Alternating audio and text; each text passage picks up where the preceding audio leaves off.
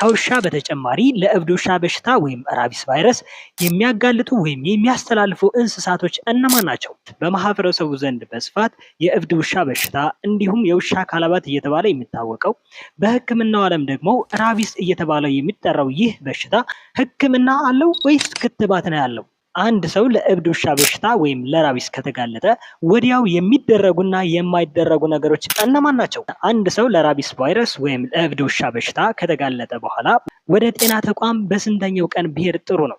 ሰላም፣ እንዴት ናችሁ ውድ ተመልካቾቻችን? ይህ ቪዲዮ በማህበረሰቡ ዘንድ በስፋት የእብድ ውሻ በሽታ እንዲሁም የውሻ ካላባት እየተባለ የሚታወቀው በሕክምናው ዓለም ደግሞ ራቢስ ቫይረስ ወይም ራቢስ እየተባለ የሚጠራውን በሽታ ለህብረተሰቡ እውቅና ለመፍጠርና ግንዛቤ ለማስጨበጥ በባህር ዳር ከተማ አባይ ማዶ አዲስ ዓለም የመጀመሪያ ደረጃ ሆስፒታል የመድኃኒት መረጃ አገልግሎት ክፍል ያዘጋጀው ቪዲዮ ነው።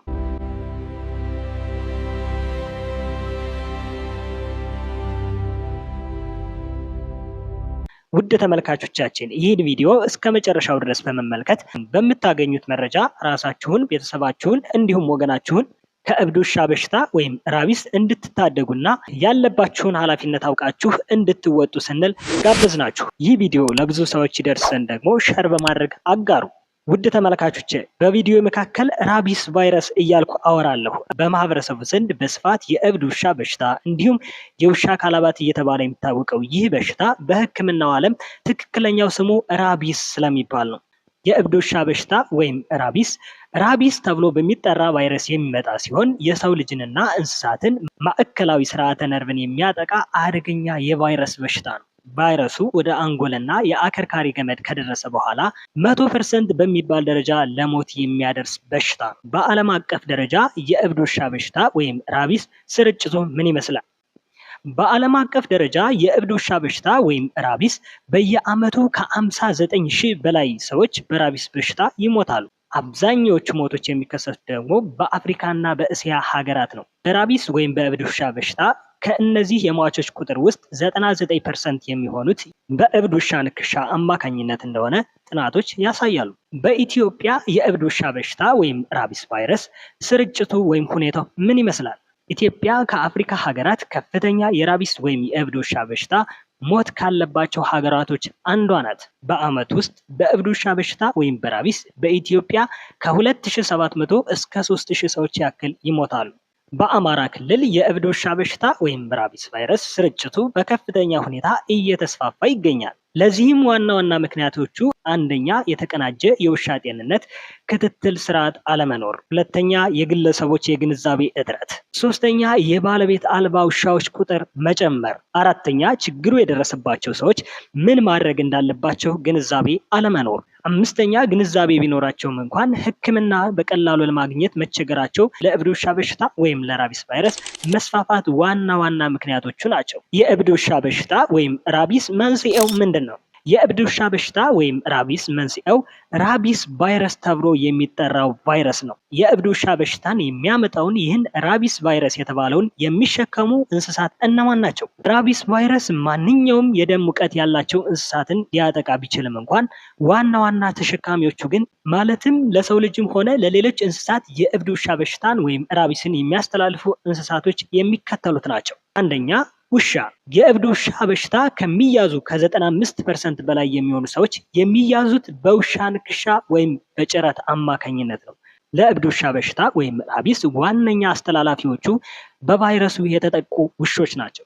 ሁለተኛ ድመት፣ ሶስተኛ ቀበሮ፣ አራተኛ ጅብ፣ አምስተኛ ተኩላ፣ ስድስተኛ የሌሊት ወፍ። እነዚህም የእብድ ውሻ በሽታን ያመጣሉ ወይም ያስተላልፋሉ። የእብድ ውሻ በሽታ ወይም ራቢስ ቫይረስ ዋና ዋና መተላለፊያ መንገዶቹ እነማን ናቸው? የእብድ ውሻ በሽታ ወይም ራቢስ ቫይረሱ የሚተላለፈው በተበከለ የእንስሳ ምራቅ ሲሆን ዋና ዋና መተላለፊያ መንገዶችም የሚከተሉት ናቸው። አንደኛ በንክሻ። ከውሻ ጀምሮ ቅድም የዘረዘርናቸው ቫይረሱን የሚያስተላልፉ እንስሳቶች በንክሻ ያስተላልፋሉ። ለእብድ ውሻ በሽታ ወይም ራቢስ ዋነኛ መተላለፊያ መንገዱም በንክሻ ነው። ቫይረሱ በቆዳ በኩል ወደ ሰውነት ይገባል። ሁለተኛ መተላለፊያ መንገዱ በጭረት። የእብድ ውሻ በሽታ የሚያስተላልፉ እንስሳቶች በቫይረሱ የተበከለ ጥፍር በሚጭሩን ወቅት ቫይረሱ ወደ ሰውነታችን ይተላለፋል። በተለይም በጭረት ወቅት የደም መፍሰስ ካለ ከፍተኛ አደጋ አለው። ሶስተኛ በምራቅ ንክኪ የተጎዳ ወይም የቆሰለ ቆዳ ላይ እነዚህ ቫይረሱን የሚያስተላልፉ እንስሳቶች ምራቅ በሚነካው ሰዓት ቫይረሱን ያስተላልፋሉ። በአፍ ወይም በአፍንጫ እርጥበት ሽፋን ላይ የምራቅ ንክኪ ካለም ሌላኛው የሚተላለፍበት መንገድ ነው። ቫይረሱን የሚያስተላልፉ እንስሳቶች ምራቃቸው በአይን ውስጥ ሲገባ ያስተላልፋሉ። አራተኛና በጣም ያልተለመደው በአካል ንቅለ ተከላ ለእብድ ውሻ በሽታ ወይም ለራቢስ ቫይረስ ከተጋለጠ ሰው እንባ ላይ፣ ምራቅ ላይ እንዲሁም ሽንት ላይ ቫይረሱ ይገኛል። ነገር ግን ደም ላይ አይገኝም። ቫይረሱ ከተጋለጠ ሰው ወደ ጤነኛ ሰው የመተላለፍ እድሉ ዝቅተኛ ቢሆንም እንኳን አንዳንድ ጥናቶች እንደሚተላለፍ ያሳያሉ። ስለዚህ ጥንቃቄ ማድረግ ተገቢ ነው። አንዲት የምታጠባ እናት ለእብድ ውሻ በሽታ ወይም ለራቢስ ብትጋለጥና ልጇን በምታጠባበት ወቅት ከእናት ወደ ልጅ በጡት በኩል የመተላለፍ እድሉ ዝቅተኛ ነው። ነገር ግን አልፎ አልፎ እንደሚተላለፍም አንዳንድ ጥናቶች ያመላክታሉ። ጥናቶች እንደሚያሳዩት በእብድ ውሻ በሽታ የተያዙ የሚበሉ እንስሳቶችን ስጋ በመብላትና ወተት በመጠጣት ቫይረሱ ወደ ሰው ልጅ አይተላለፍም። የእብድ ውሻ በሽታ ወይም ራቢስ ቫይረስ እድገቱ ምን ይመስላል? ቫይረሱ 4 ደረጃዎችን በሰውነታችን ውስጥ ያካሂዳል። ደረጃ 1 መግቢያ። ቫይረሱ በንክሻ፣ በጭረት እንዲሁም በሌሎች መተላለፊያ መንገዶች ወደ ሰውነታችን ይገባል። ወዲያውኑ ቫይረሱ በገባበት የሰውነታችን ክፍል ጡንቻዎች ላይ መባዛት ወይም መራባት ይጀምራል። በዚህም ወቅት ምልክቶቹ አይታዩም። ደረጃ 2 ወደ ስርዓተ ነርቭ መግባት።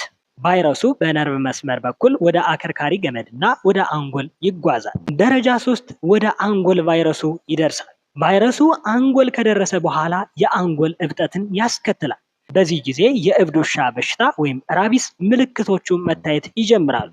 ደረጃ 4 ወደ ምራቅ ቫይረሱ ይደርሳል። ቫይረሱ ከአንጎል በመነሳት በነርቭ መስመር ወደ ምራቅ እጢዎች ይደርሳል። በዚህ ወቅት ቫይረሱ በምራቅ ውስጥ ይገኛል፣ ለሌሎችም ማስተላለፍ ይችላል። የእብድ ውሻ በሽታ ወይም ራቢስ የመቆያ ጊዜው ምን ያክል ነው? ውድ ተመልካቾች፣ የእብድ ውሻ በሽታ ወይም ራቢስ የመቆያ ጊዜ ስል ግን አንድ ሰው ለእብድ ውሻ በሽታ ወይም ራቢስ ከተጋለጠ በኋላ ምልክቶቹ ለመታየት ምን ያክል ቀናት ወይም ወራት ይፈጁበታል ማለቴ ነው። አንድ ሰው ለእብድ ውሻ በሽታ ወይም ለራቢስ ከተጋለጠ በኋላ ምልክቶቹ ለመታየት በአማካኝ አብዛኛውን ጊዜ ከ1 ወር እስከ 3 ወር ማለትም ከ30 ቀናት እስከ 90 ቀናት ይቆያል።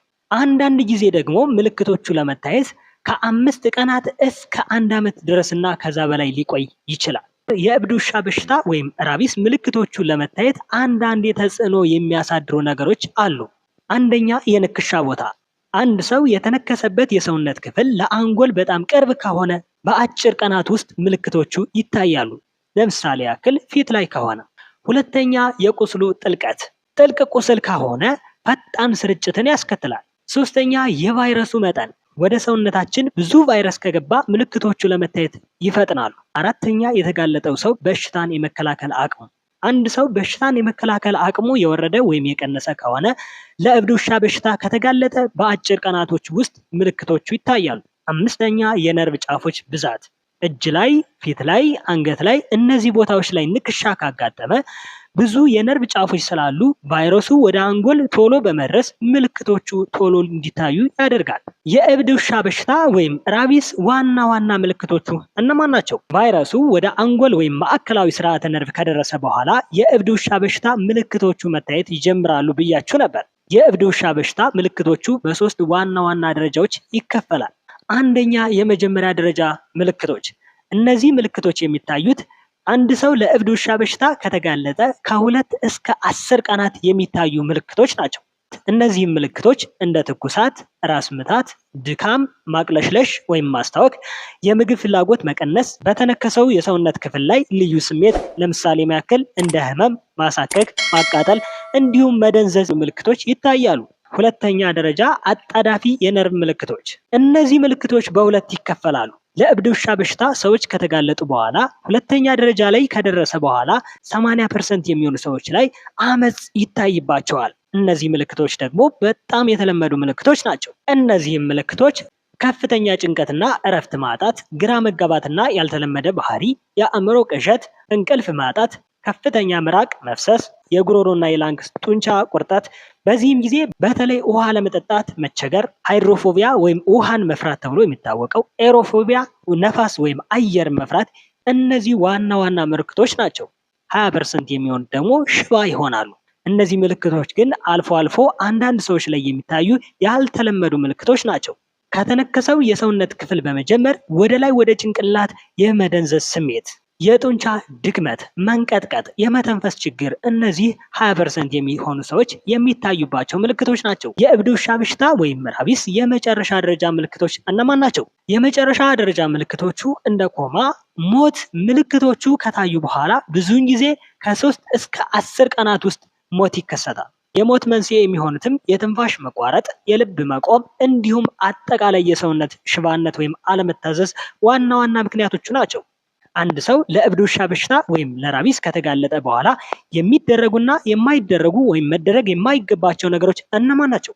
አንድ ሰው ለእብድ ውሻ በሽታ ከተጋለጠ በኋላ ለምሳሌ ያክል ለንክሻ ቢጋለጥ ማድረግ የሚገባው ነገሮች ለ15 ደቂቃ ያክል ቁስሉን በውሃና በሳሙና ማጠብ ቫይረሱን ለማስወገድ በጣም አስፈላጊ ነው። ሁለተኛ፣ ጥልቅ ቁስሎችንም ቢሆን በውሃ ማጠብ ከተቻለ ወይም ከተገኘ ፖቪዲን ተብሎ የሚጠራውን አዮዲን ወይም 70% አልኮል ቁስሉ ላይ መቀባት ወይም መጨመር። በሌላ በኩል ቁስሉን ክፍት ሆኖ እንዲቆይ ማድረግ። ቁስሉን መሸፈን አያስፈልግም። አንድ ሰው ለእብድ ውሻ በሽታ ወይም ራቢስ ከተጋለጠ በኋላ ማድረግ የማይገቡ ነገሮች እነማን ናቸው? አንደኛ፣ አፈር መጨመር ተጨማሪ ኢንፌክሽን ሊያስከትል ይችላል። ሁለተኛ፣ ቅቤ መቀባት፣ ይህ ምንም አይነት ጥቅም የለውም። ሶስተኛ፣ ሌሎች ባህላዊ ህክምናዎች ወደ ዘመናዊ የህክምና ተቋማት ዘግይተው እንዲመጡ ስለሚያደርግ። አራተኛ፣ ቁስልን ማሰር መወገድ የሚችለውን ቫይረስ በቆዳ ውስጥ እንዲቀር ስለሚያደርግ ቁስልን ማሰር ፈጽሞ የተከለከለ ነው። ቁስልን መስፋት እንዲሁም በገጠራማው የሚገኙ አንዳንድ የጤና ተቋማት ባለማወቅ የውሻ ንክሻ ካጋጠመው በኋላ ቁስልን ይሰፋሉ። ይህ ፈጽሞ ስህተት ነው። አንድ ሰው ለእብድ ውሻ በሽታ ወይም ራቢስ ከተጋለጠ በኋላ በስንተኛው ቀን ወደ ጤና ተቋም መሄድ ይገባዋል? አንድ ሰው ለእብድ ውሻ በሽታ ወይም ለራቢስ ከተጋለጠ በኋላ ከእብድ ውሻ ክትባት ጀምሮ ቁስሉን የማዳን ስራ እንዲሁም ሌሎች ተህዋሲያንን ለመከላከል ጸረ ተህዋሲያን መድኃኒቶች ሁሉ ሊታዘዙለት ይችላል።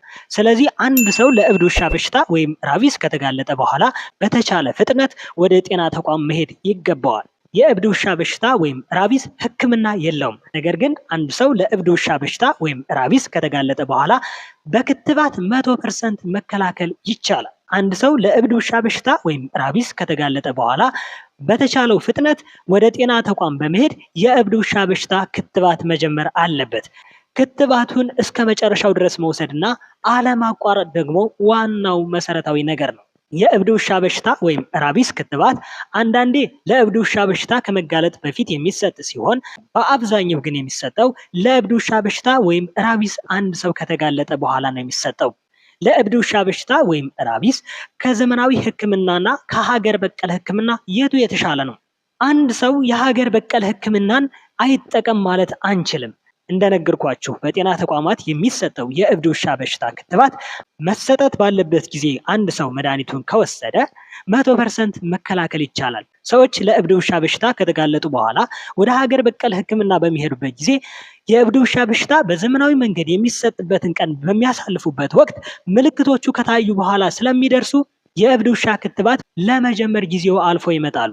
የእብድ ውሻ በሽታ ወይም ራቢስ በዘመናዊ መንገድ የሚሰጠው ይህ ክትባት ምልክቶቹ ከታዩ በኋላ አይሰራም፣ እንዲሁም አይሰጥ፣ ምክንያቱም በሽታውን ያባብሰዋል። አንድ ሰው ለእብድ ውሻ በሽታ ወይም ለራቢስ ተጋልጦ ምልክቶቹ ከታዩ በኋላ ህክምናው የድጋፍ እንክብካቤ እንጂ ማዳን አይቻልም። ከ3 እስከ 10 ቀናት ባሉት ውስጥ ሞት ይከሰታል። እንደ ከባድ ማረጋጊያ ኦክሲጅን መስጠት፣ ፈሳሽ መስጠት፣ የህመም ማስታገሻ፣ የመናድ መቆጣጠሪያ እንዲሁም የመተንፈሻ ድጋፍ አስፈላጊ ከሆነ ሊሰጥ ይችላል። ነገር ግን ሞት የማይቀረው ነገር ነው።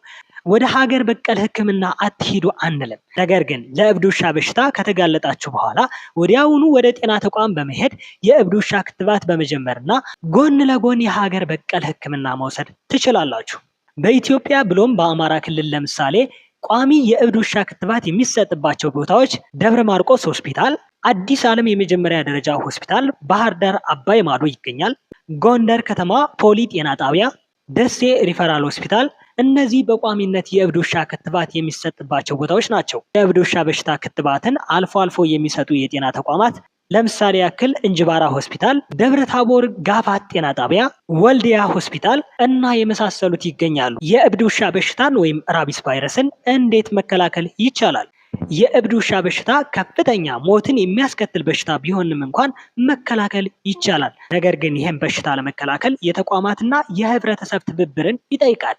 ራቢስ ቫይረስን ለመከላከል ከጤና ተቋማት ምን ይጠበቃል? ለእብድ ውሻ በሽታ ንክሻ ለተጋለጡ ሰዎች ክትባት መስጠት እንዲሁም ሌሎች አስፈላጊ ጸረ ተህዋሲያንና ውንድ ኬር ወይም ቁስሉን የማዳን ስራ መስራት ይጠበቅባቸዋል። የፋብሪካ መድኃኒቶችን ማለትም ዘመናዊ ክትባቶችን ወደ ሀገር ውስጥ እንዲገቡ ማድረግና ተደራሽነትን መጨመር፣ ለማህበረሰቡ የጤና ትምህርት መስጠት፣ የበሽታውን ሁኔታ መከታተልና ሪፖርት ማድረግ፣ የእብድ ውሻ በሽታ ክትባት ማዕከላትን መጨመር። ሁለተኛ፣ የእንስሳት ጤና ተቋማት ምን ይጠበቅባቸዋል? ውሻዎችን የእብድ ውሻ በሽታ ክትባት መከተብ። የእብድ ውሻ በሽታ ወይም ራቢስ ቫይረስ የታመሙ ወይም የተጠረጠሩ እንስሳትን መመርመር። የእንስሳት በሽታ ቁጥጥርና ክትትል ማድረግ። ለውሻ ባለቤቶች ምክር መስጠት። ሶስተኛ፣ መዘጋጃ ቤቶች ምን ይጠበቅባቸዋል? አንደኛ፣ ስለ እብድ ውሻ በሽታ ወይም ራቢስ ቫይረስ ግንዛቤ መስጠት። ሁለተኛ፣ ባለቤት የሌላቸውም ወይም የባዘኑ ውሻዎችን ቁጥር መቆጣጠር። የአካባቢ ንጽህናን ማሻሻል፣ የውሻ ምዝገባና ቁጥጥር ማድረግ እንዲሁም አስፈላጊ በሚሆንበት ሰዓት የባዘኑ ወይም ባለቤት የሌላቸው ውሻዎችን ማስወገድ። አራተኛ፣ ከትምህርት ተቋማት ምን ይጠበቃል? ተማሪዎችን ስለ እብድ ውሻ በሽታ ማስተማር፣ የግንዛቤ መርሃ ግብሮችን ማካሄድ። አምስተኛ፣ የሚዲያ ተቋማት ምን ይጠበቅባቸዋል? ስለ እብድ ውሻ በሽታ ወይም ራቢስ ግንዛቤ ማስጨበጥ፣ የእብድ ውሻ በሽታ ወይም ራቢስ ቫይረስ መከላከያ መልእክቶችን ማስተላለፍ። ስድስተኛ፣ ከማህበረሰቡ ዘንድ ምን ይጠበቃል? አንደኛ፣ ውሾችን በየጊዜው ማስከተብ። ሁለተኛ፣ የተጠረጠሩ ውሻዎችን ሪፖርት ማድረግ። ሶስተኛ፣ ከውሻ ወይም ሌሎች ሊያስተላልፉ ከሚችሉ እንስሳቶች ንክሻ በኋላ በፍጥነት ወደ ጤና ተቋም መሄድ። ውድ ተመልካቾቻችን በዛሬው ቪዲዮ ፕሮግራማችን ስለ እብድ ውሻ በሽታ ወይም ራቢስ ቫይረስ አስፈላጊ መረጃዎችን አካፈልናችሁ። ይህ ቪዲዮ የተዘጋጀው በባህር ዳር ከተማ አባይ ማዶ አዲስ ዓለም የመጀመሪያ ደረጃ ሆስፒታል የመድኃኒት መረጃ አገልግሎት ክፍል ለህብረተሰቡ ግንዛቤ ለመፍጠርና እውቅና ለማስጨበጥ ስለ እብድ ውሻ በሽታ ያዘጋጀው ቪዲዮ ነው። ቪዲዮውን ሸር በማድረግ ለሌሎች አጋሩ።